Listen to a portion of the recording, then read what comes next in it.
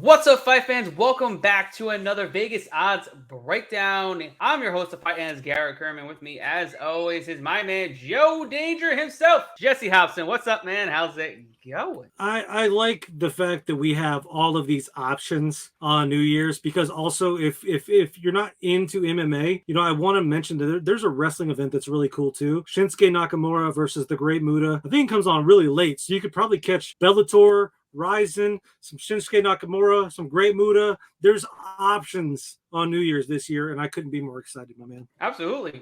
Bellator MMA taking on Rizin Fighting Federation, or Rizin, sorry, it's Rizin Fighting Federation. Sorry. Rizin. It's all the same shit. And Cage Warriors too. Cage Warriors 148 on tap too. So I'm looking forward to it. It's actually a really good, entertaining New Year's Eve.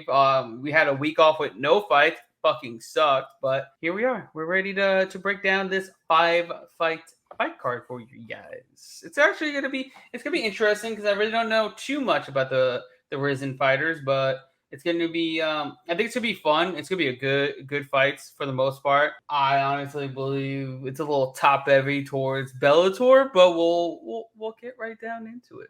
Yeah. I'm actually a fan of Rizin. I always say Rizin because it's like the land of the rising sun. I also had a friend go to Rizin 14.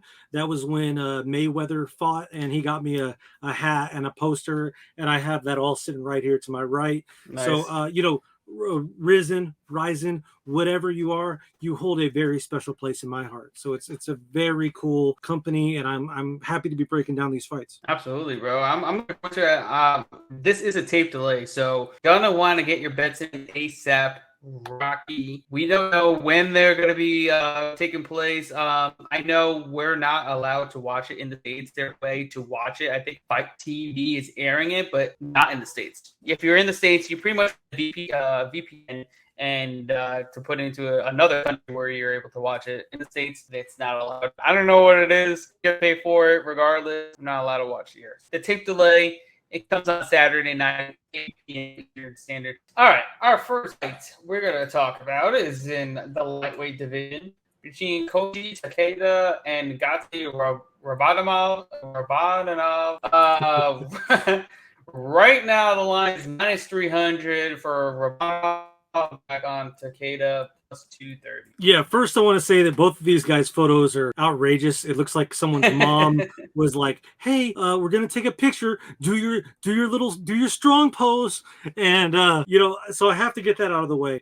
Say what you will about Spike Carlisle, but he beats the people that he needs to beat, and Takeda is one of those guys. Takeda did beat Johnny Case though, but one could argue that Case's best years are behind him. Rabadanov, on the other hand, has faced and beaten solid competition since going pro. And then also looking at the tape and his record, Rabadanov, seems to be a bit ahead of Takeda in most places. And he's a decision machine.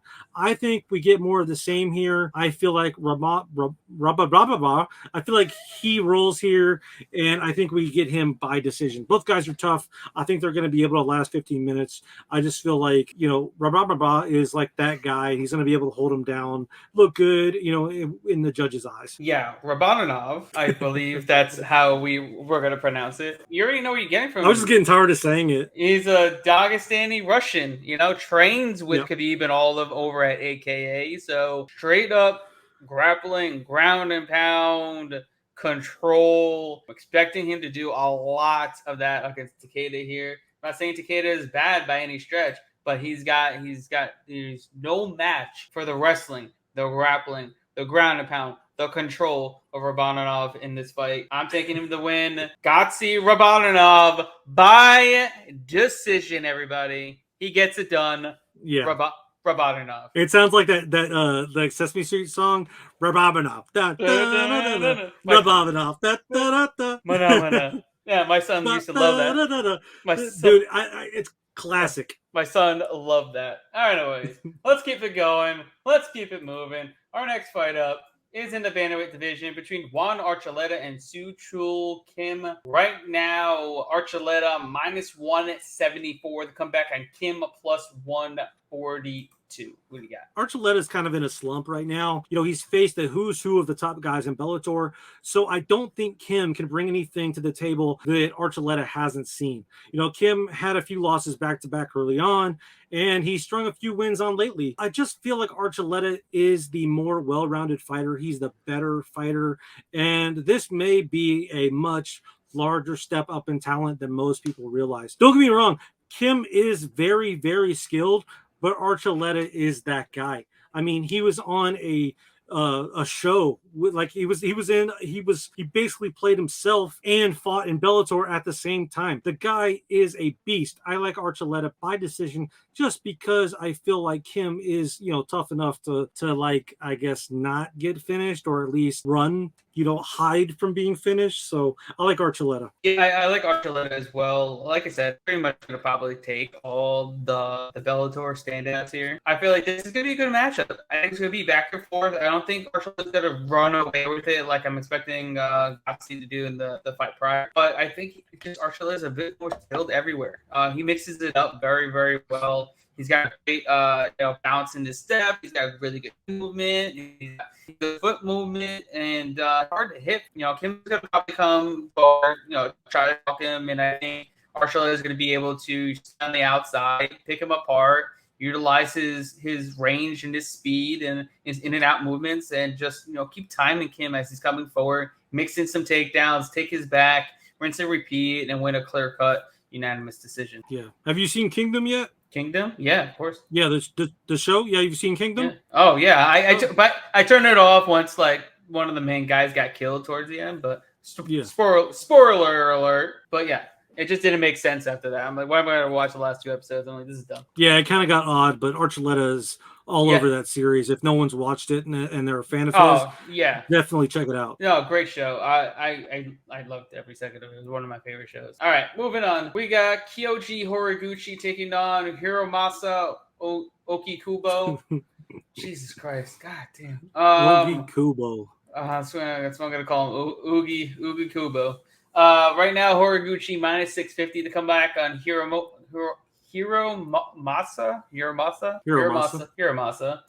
is plus 450. Who do you got? You got Hiromasa? Maybe a little bit. His mother surely does, because she asked in the post for that photo.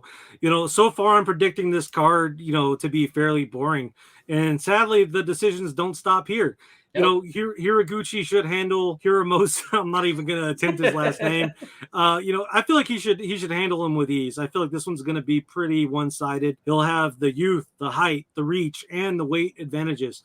So because of this, I feel like he should be able to beat Hiromasa, to a bloody pulp from bell to bell. If this was a 5-rounder, I would probably say that we would probably get a finish, but just because it's a 3-rounder, and Hiromasa, he is fairly tough. He does get a lot of decisions as well, but he isn't winning this fight. He will go out on his shield though, and I think that he'll look pretty bad at the end of this one. I like Horiguchi by decision. Yeah, Horiguchi is definitely going to be the bigger of the two fighters. This is actually a flyweight. This is not bantamweight, so it's going to be interesting. I think Horiguchi is probably going to be the bigger of the two. He's going to be the faster of the two. He's going to be the bigger puncher of the two as well. And we already know he's been in there with the best of the best. He's beaten the best of the best.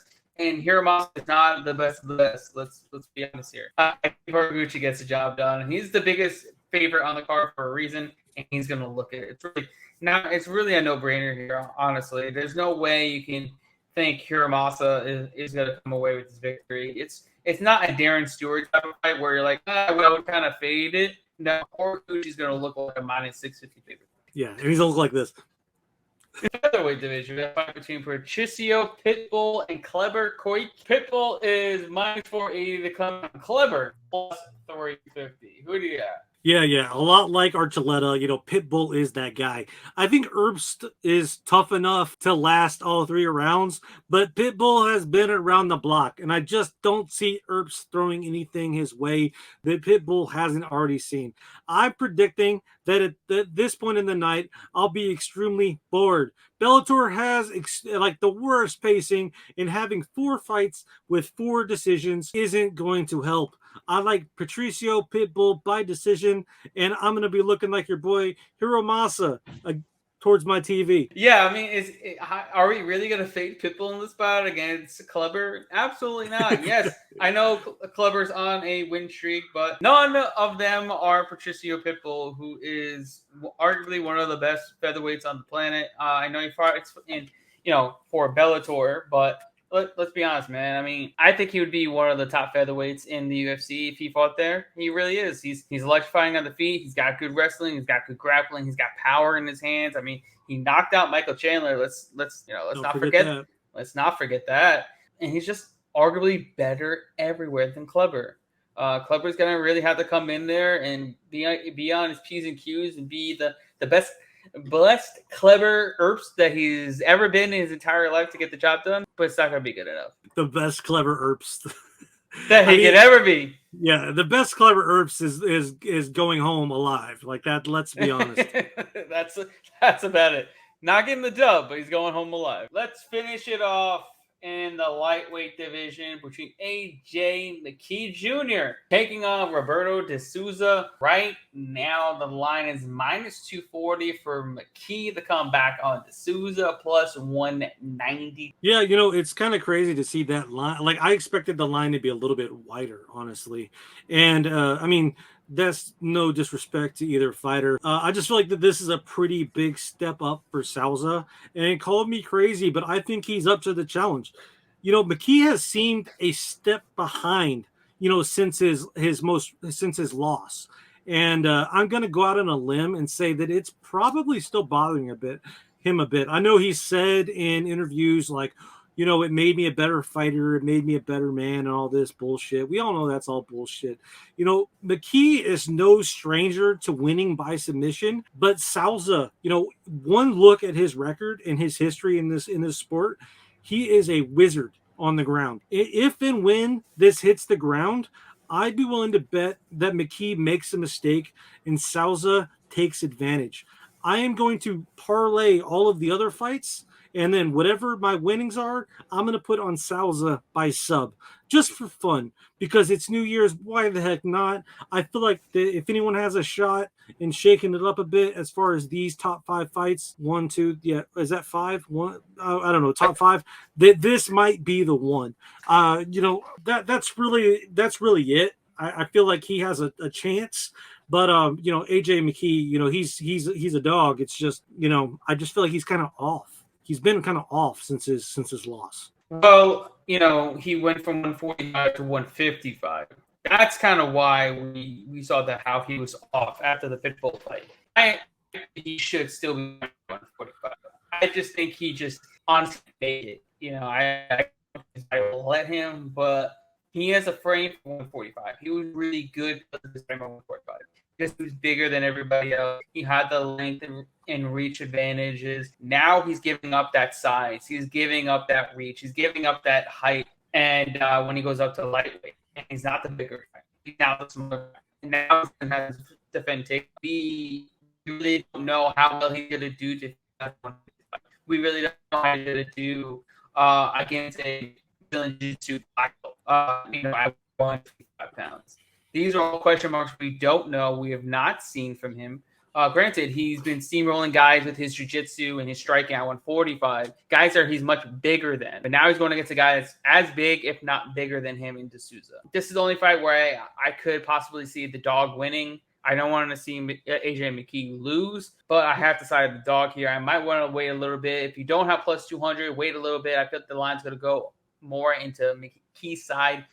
Towards fight time, which will probably be by tomorrow night. So I would wait till maybe midday tomorrow to make a bet on De Souza to get a little bit of that plus 200 plus or better than that. I just expect De Souza really to utilize that grappling advantage. And I feel like he's going to land some takedowns. And if he does take it down, it's going to be very, very dicey for McKee. Any which way he moves, he can snatch a neck, he can snatch a limb, he can take his back, and he's going to be stuck there. This is arguably the best jiu-jitsu practitioner that McKee has faced in his career. So we'll see how he does against the biggest, strongest, and best jiu-jitsu practitioner that McKee has faced in his professional career. I'm happy to hear you say that because I felt like I was an island boy, taking the shot on this De Souza, and like I felt crazy even just saying it, Right. let alone writing it down earlier. But there is a shot. I mean, it's definitely one of the ones that I feel like, I know you guys like us to like point out the possible dogs, even if we're not picking them.